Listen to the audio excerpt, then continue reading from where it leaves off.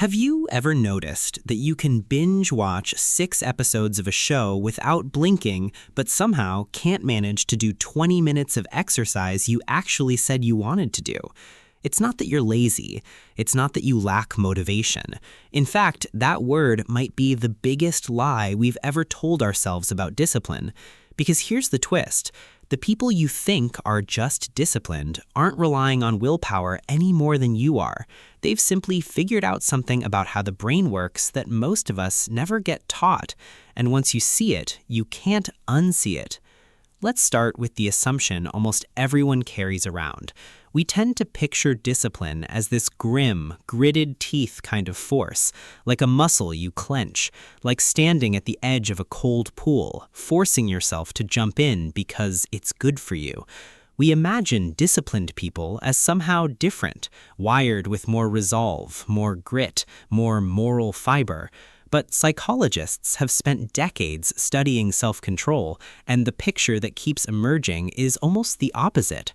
Roy Baumeister's early research on what's called ego depletion suggested that willpower behaves like a limited resource, draining as the day goes on, which is why you can resist the donut at 9 a.m. but crumble at 9 p.m.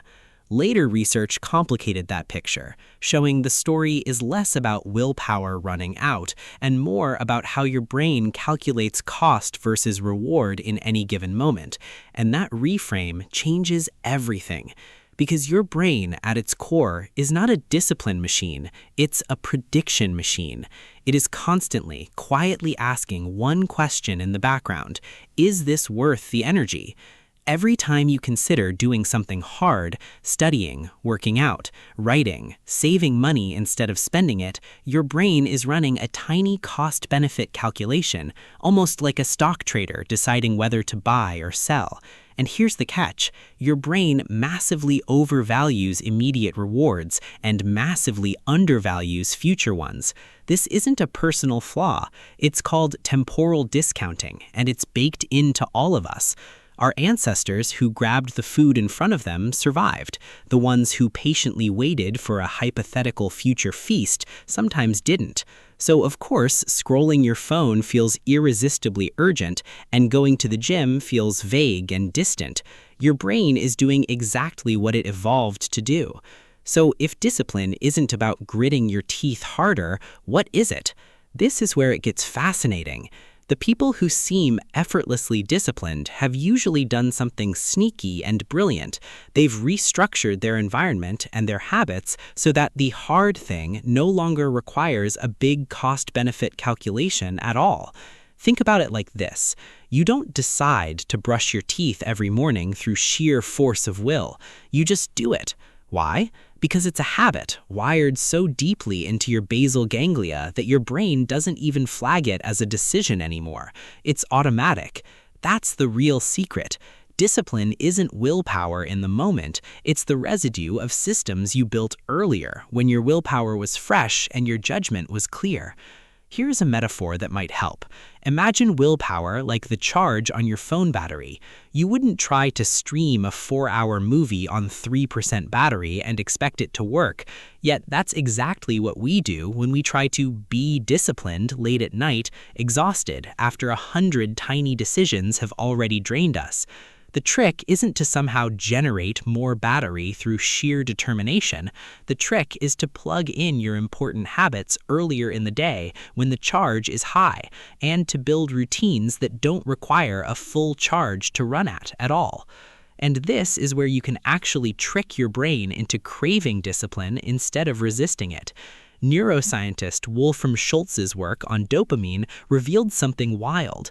Dopamine doesn't just reward you after you get something good, it spikes in anticipation, especially when a reward is expected but slightly uncertain, which means you can hijack this system. If you attach a small, satisfying cue to a disciplined behavior, a specific song you only play during focused work, a particular mug of tea before writing, checking off a box on a tracker, your brain starts associating the behavior itself with a dopamine hit, not just the eventual outcome. Over time, weirdly, wonderfully, you start to almost want the hard thing, not because you've become a different person, but because you've rewired the signal. There's something deeply human and even a little tender about this whole picture if you sit with it. We've spent so long shaming ourselves for lacking discipline, treating it like a character flaw, when really we were just missing a manual. You were never broken for struggling to stick to things.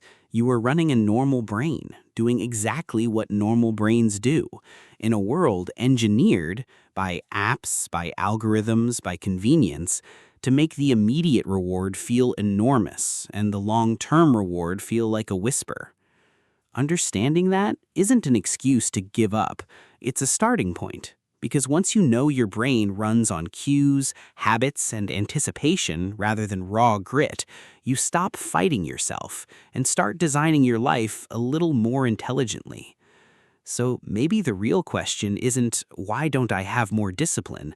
Maybe it's, what tiny cue, what small ritual, what quiet reward could I build in so that future me doesn't need to rely on willpower at all? That shift from self-blame to self-understanding might be the most disciplined thing you do all week. If this made you rethink the way you talk to yourself about your own habits, I'd love to hear about it in the comments. And if you want more of these deep dives into the quiet mechanics of the mind, stick around. There's a lot more worth understanding about yourself.